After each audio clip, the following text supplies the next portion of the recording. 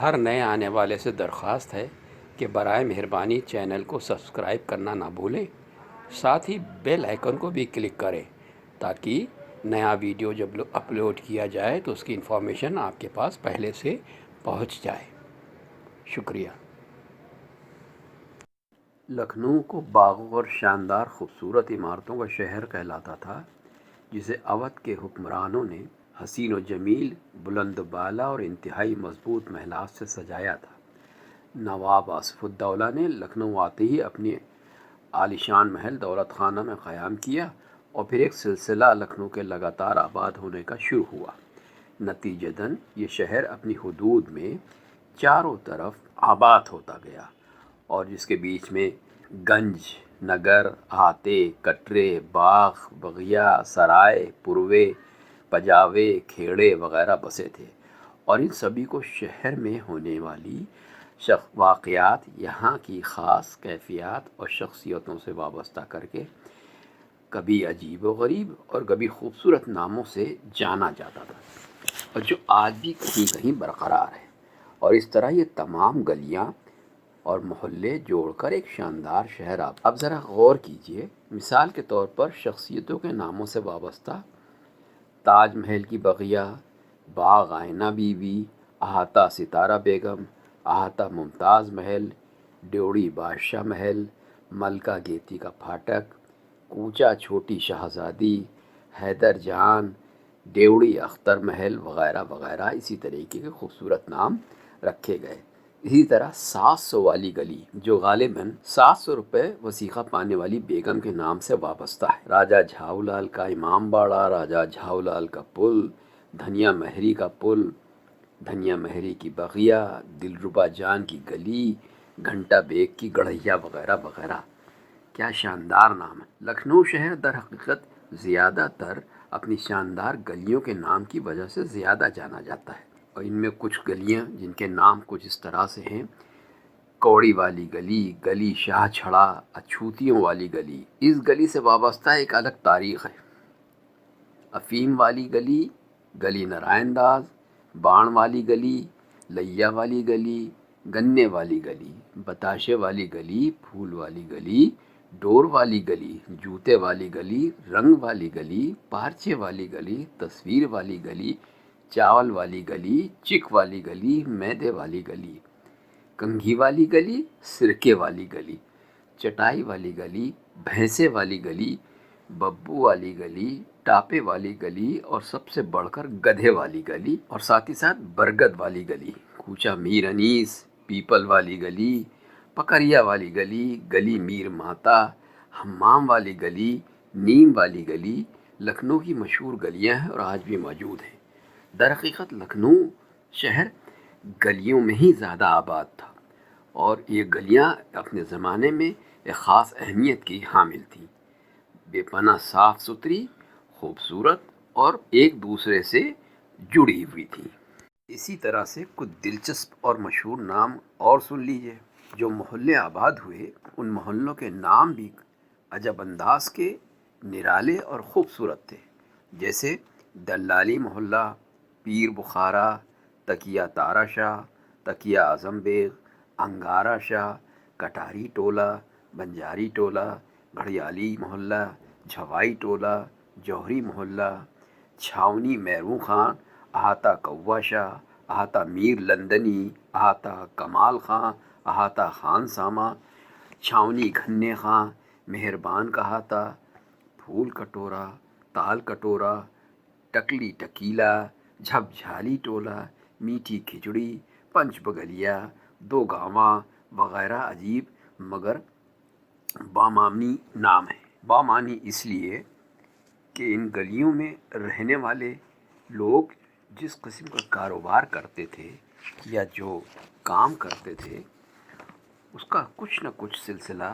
ان ناموں سے ضرور ملتا ہے۔ اسی طرح باغ بغیوں کے خوبصورت ناموں سے جانے والی جگہ جیسے عالم باغ، قیصر باغ، صفدر باغ،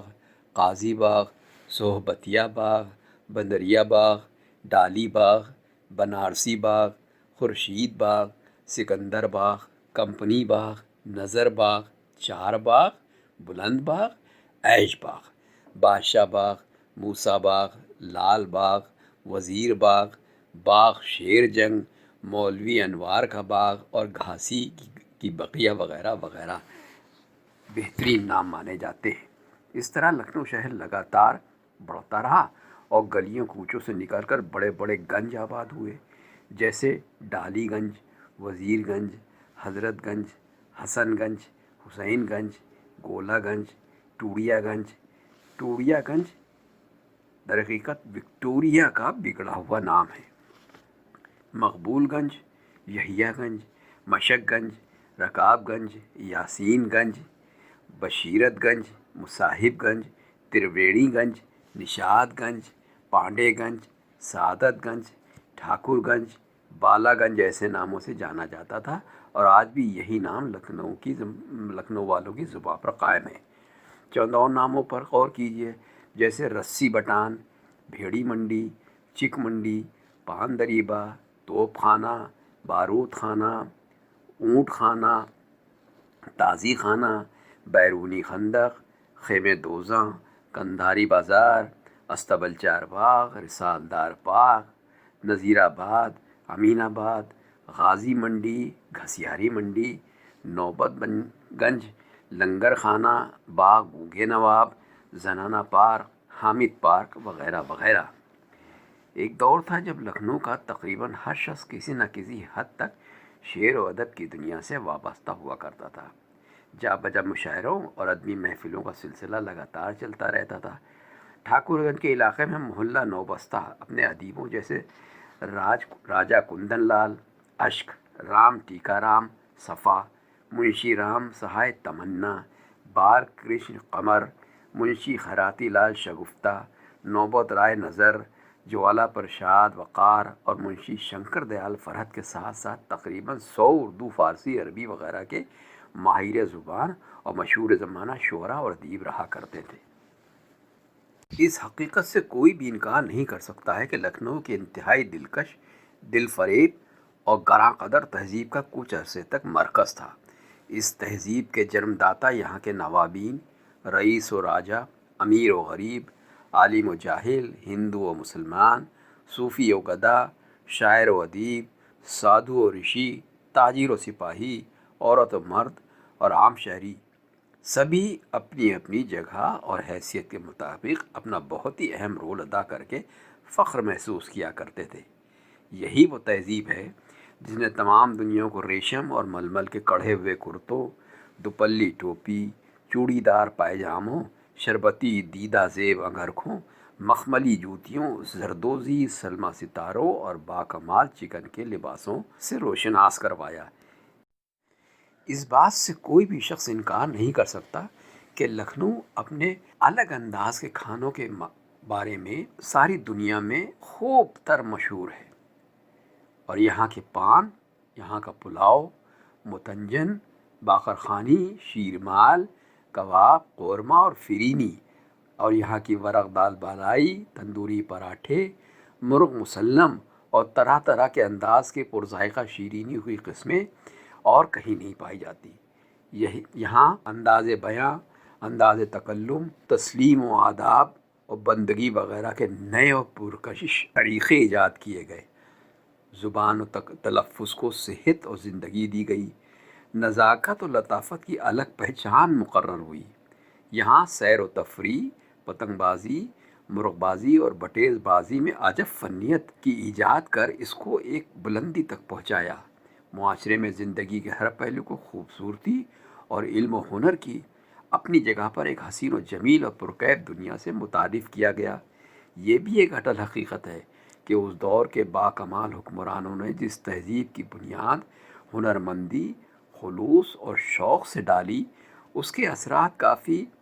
عرصے تک برقرار رہے، لیکن اس کو لاکھ سجا سنوا کر رکھا گیا۔ یہ بھی ایک اٹل حقیقت ہے کہ اس دور کے باکمال حکمرانوں نے جس تہذیب کی بنیاد ہنرمندی، خلوص اور شوق سے ڈالی تھی، اس کے اثرات کافی عرصے تک برقرار رہے، سجا سنوا کر ایک وراثت کی مانند سنبھالی گئی وہ تہذیب اور اس کی پہچان 20ویں صدی کی دہائی تک پہنچتے ہوئے تقریباً نیست و نابود ہو گئی۔ مانا کہ موجودہ دور کے لوگ اس بات کا اعلان کرتے ہیں کہ چونکہ اس قدیم تہذیب میں اتنی قوت اور سکت نہیں تھی کہ وہ بدلتے دور اور حالات کے سامنے ٹھہر سکتی، نتیجتاً اس کا زوال پذیر ہونا لازمی تھا۔ لیکن یہ بھی ایک حقیقت ہے کہ اس کلچر میں جو خوبیاں تھیں ان کے زوال پذیر ہونے سے پورے معاشرے کو ایک بیش بہا خزانے سے محروم کر کے انتہائی غریب کر دیا۔ نئے دور کی نئی قدروں کا موازنہ قدامت سے کیا جائے تو اخوت اور محبت، رواداری اور روایت، شرافت اور انسانیت، مروت اور قربانی کے گراں قدر خصائل کے کھو جانے کا ایک قلق تقریباً ہر ذی ہوش انسان کو ہے۔ دنیاوی مال و دولت کے کھو جانے سے کہیں زیادہ اس امر کا قلق محسوس ہوتا ہے کہ اب ہمارے سینوں میں انسان اور انسانیت سے محبت کرنے والا دل ہی نہیں رہا۔ مانا کہ لکھنؤ میں خاص کر ہمارے رسم و رواج اور سماج کے قدیم قدروں کا نیست و نابود ہو جانا یقیناً زمانے کی گوناگو بدلتی حالات اور انتہائی تیزی کے ساتھ زندگی کی رفتار کے تغیر کی وجہ سے ہی ہوا، لیکن ہمارے مزاجوں سے انسانیت، انسان پرستی اور حق پرستی کے انداز کا یکسر ناپید ہو جانا ایک ناپسندیدہ اور قابل مذمت امر مانا جانا چاہیے۔ یہ بھی سچ ہے کہ اس ناقابل تلافی نقصان کا احساس بھی موجودہ نسل کو نہیں ہے، اور شاید اس کی وجہ بے پناہ پھیلتی ہوئی مادہ پرستی اور زندگی کی قدروں کا میکینیکل طرز کا ہو جانا ہے۔ شاید اس دور کے انسان اپنی روزمرہ کی زندگی اور جد و جہد اور تمام الجھنوں میں اس قدر گھرا رہتا ہے کہ اس کو وقت اور موقع ہی نہیں نصیب ہو پاتا کہ وہ روحانی قدروں اور ان کی لذتوں سے فیضیاب ہو سکے۔ ہاں، شاید یہ ضرور ہوتا ہے کہ وہ ماضی کے پرکیف یادوں کو تازہ کر کے تسکین محسوس کرتا ہے۔ ماضی کی حسین یادوں کا ورثہ ہی ہے، شاید اسی ماضی سے جوڑے رکھ سکتا ہے، اور شاید یہی جذبہ ہے جو میری اس ناچیز کوشش میں شامل ہے۔ میں نے اپنی تصویروں کے ذریعے یہاں کے باشندوں کو یہی پیغام دینے کی کوشش کی ہے کہ وہ شاید ان بے آواز تصویروں کو دیکھنے کے بعد لوگوں کے ذہنوں میں ایک کرید اور ہلچل جنم لے گی، جو پھر کسی نہ کسی کے دل میں لکھنؤ کی یادوں کو تازہ کرنے کی ایک اور کوشش بن سکے۔ حالانکہ یہ بھی ہوا ہے کہ ہماری تاریخ کچھ تو سیاسی تقاضوں اور کچھ مغربی تہذیب کی تنگ نظری کے ہاتھوں مسخ کی جاتی رہی ہے، جس کی وجہ سے پرانی تہذیب کی عام طور اور لکھنؤ کی تہذیب کی خاص طور پر ایک بھیانک اور ناپسندیدہ تصویری عوام کے سامنے ابھر کر آتی رہی۔ خوبصورت گومتی کے کنارے آباد ہوئے لکھنؤ شہر اور اس کی بے مثال تہذیب کے اصلی خد و خال سے پھر سب کو روشناس کرایا جانا چاہیے۔ آج کے اس میکینیکل دور کے تپتے ہوئے صحرا میں یہ کوشش یقیناً ایک خوشگوار برساتی جھونکے کے اثر پیدا کر سکتی، اور جس کی اب شدید ضرورت ہے۔